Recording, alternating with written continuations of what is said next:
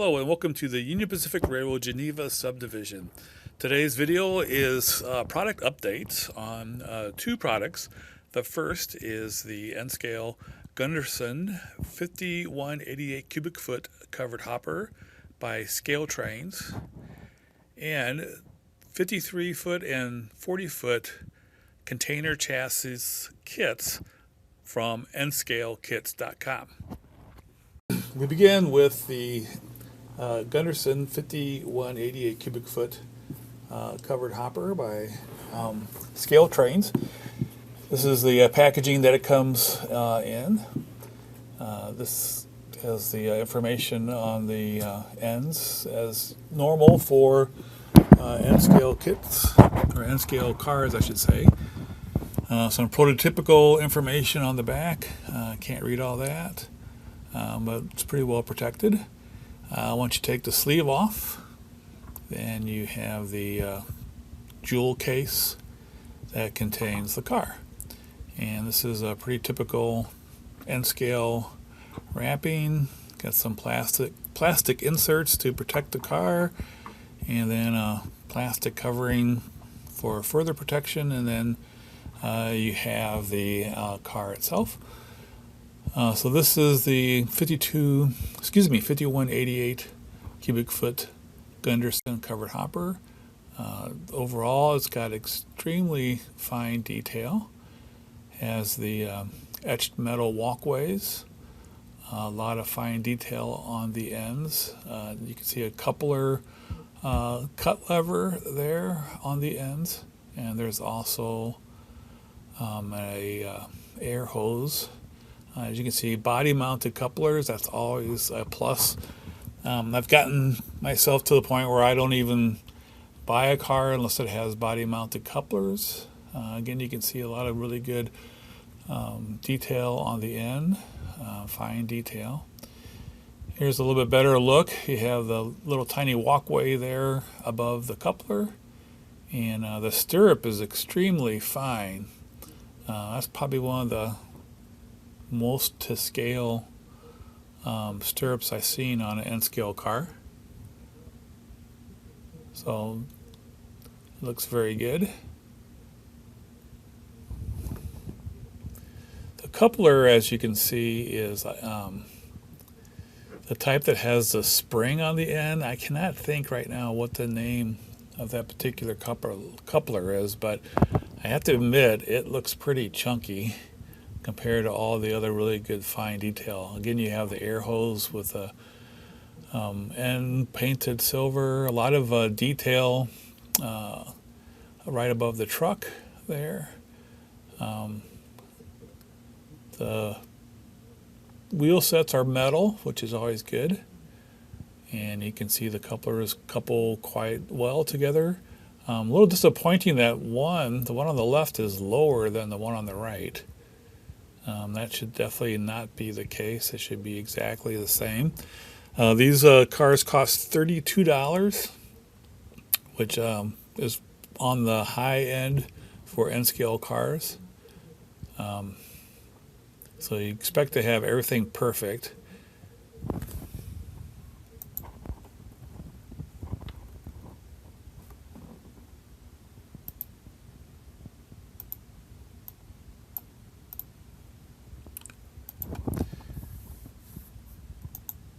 And one thing I noticed right off the bat is the distance between the cars is much more than it should be. If you look at the cars in the background there, and then the distance between these two cars, that big clunky coupler not only looks bad, but it also makes it a little further apart than what's prototypical.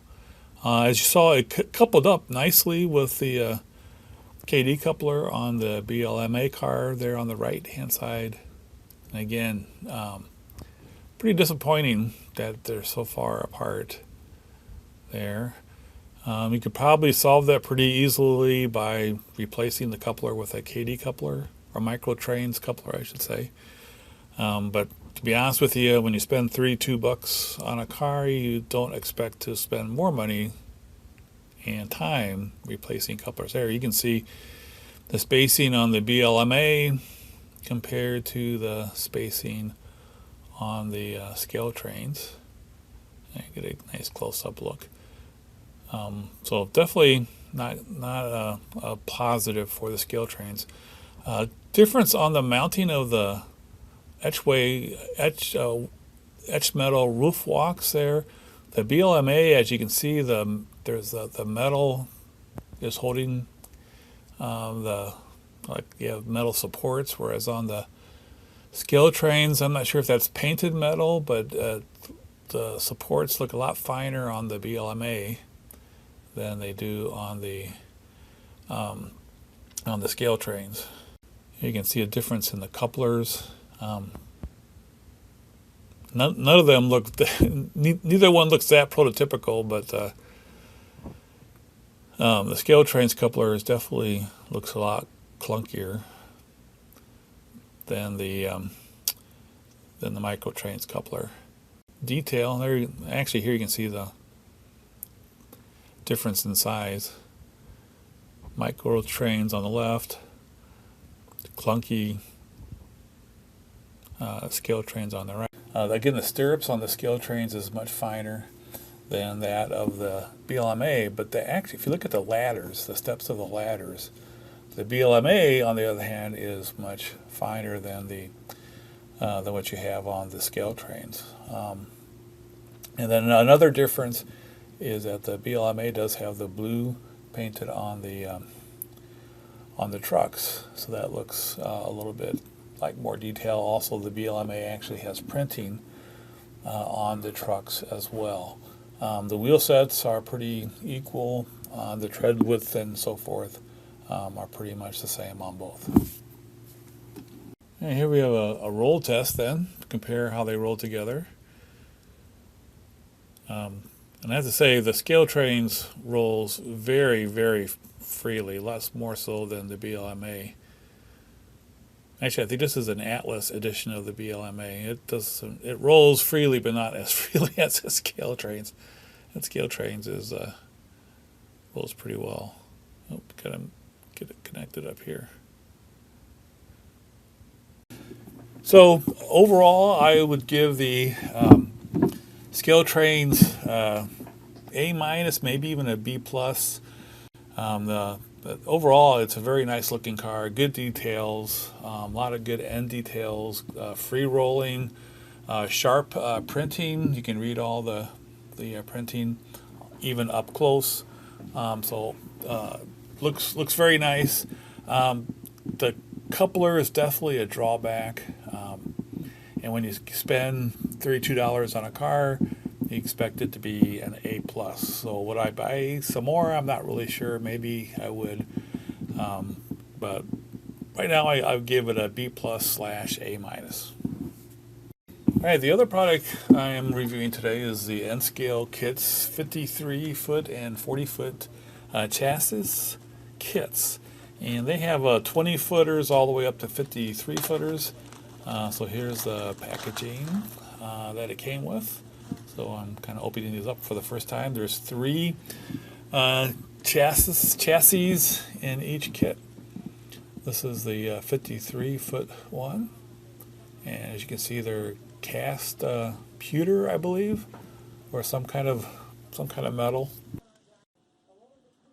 And here you can kind of see the detail of them. They had some flashing, did require some filing to get it to be a nice finish. I haven't filed these at all, so this is how it comes right out of the package. So you can see there does need to be some filing of it. Also, with the kits, you get all the wheels and bogies and axles and landing gear. Again, this is a kit that has to be assembled. There are no mud flaps in here. I think I'm going to have to end up making those on your own.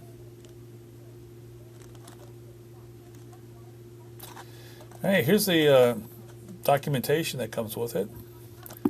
Basically says to clean all parts before assembly, fit bogie in desired position, glue in place, glue landing gear, fit axles, glue, glue, glue. To summarize the instructions basically are to glue it together.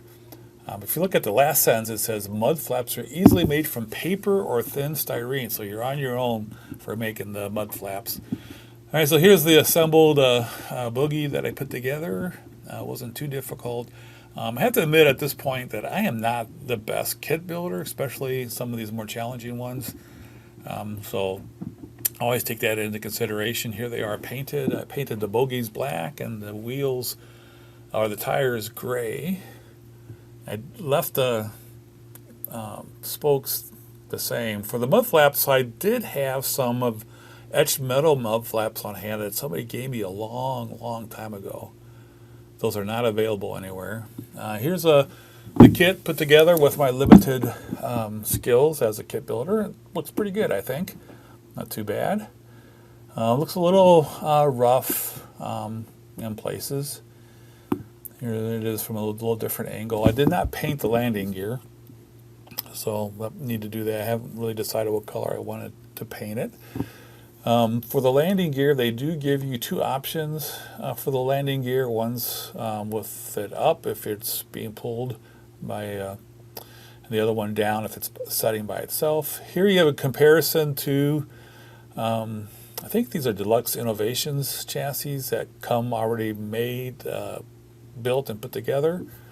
The Deluxe Innovations definitely looks to me a lot better. Here's the 53-foot ones assembled with mud flaps and everything together. One big fault or something, if you notice the curvature of the one on the right's a little bit more curved than the one on the left at the front of the chassis. In order for it to fit on the chassis, I had to bend the one on the left, so it's not quite so curved. Otherwise, it won't fit. The chassis will not fit on it. And it's not prototypical either. But overall, I think they look pretty decent. I will definitely use them on the layout. Again, you can see the difference in the curvature at the front of the frame. Here you have it, a picture of it with a container on it. Looks pretty rough on the front. I think that's mainly, would look better if someone with more skills would build it. I should have filed that a little bit more in the front, so I'm not going to fault the kit on that.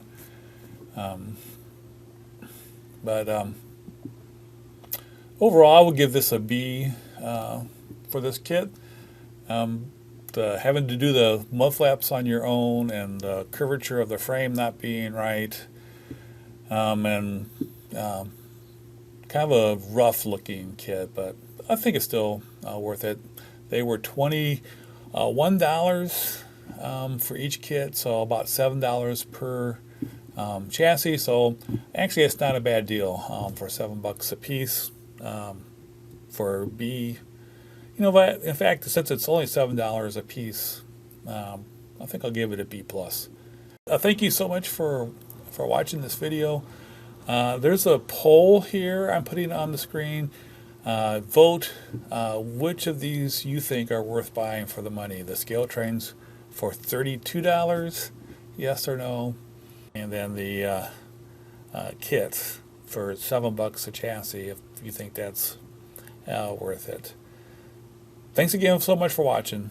Stay tuned for next week's update on the Union Pacific Railroad Geneva subdivision.